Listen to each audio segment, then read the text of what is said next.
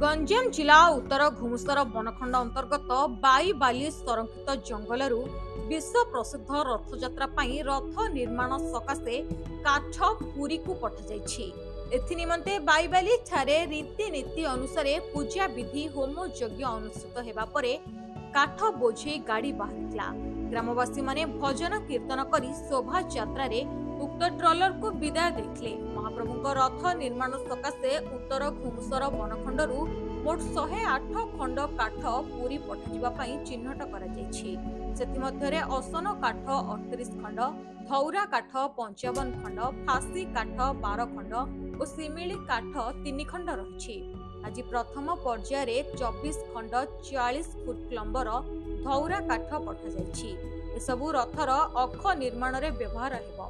बाईबाली समेत गुंडीरीबाड़ी, निधियापल्ली, मुजागड़ रास्ता सारा रथ काठ बोझे ट्रलर को लोक माने बंदापना करने सह पूजार्चना करथिले।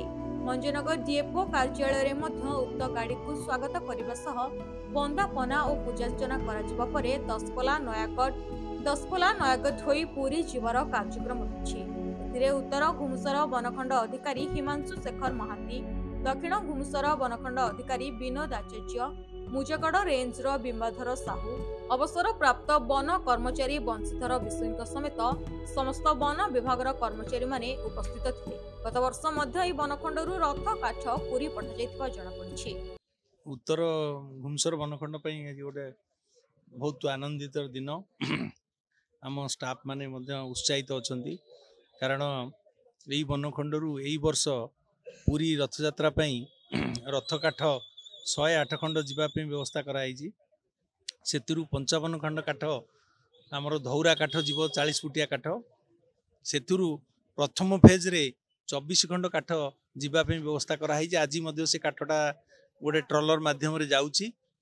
से काठ जेतबेले लोड हैला सेठारे होम यज्ञानुष्ठान करा जायतिला एवं कीर्तन लोक मानकर VSS मेंबर मानकर सहयोग रे वर्तमान से काठ आसिकी विभिन्न ग्राम दे गुंडरीबाड़ी आमर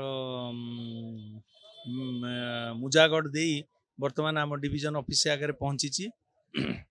आमे समस्ते उत्साहित कहीं यही अंचल जगन्नाथ रथ काठ जाऊँ आम मैंने समस्ते बहुत गौरवान्वित मन करुचु एवं समस्ते उत्साहित अच्छा कहीं प्रभु काम प्रभु सेवार यही काठटा लगे ये अंचलवासी मान गोटे उत्साहर दिन।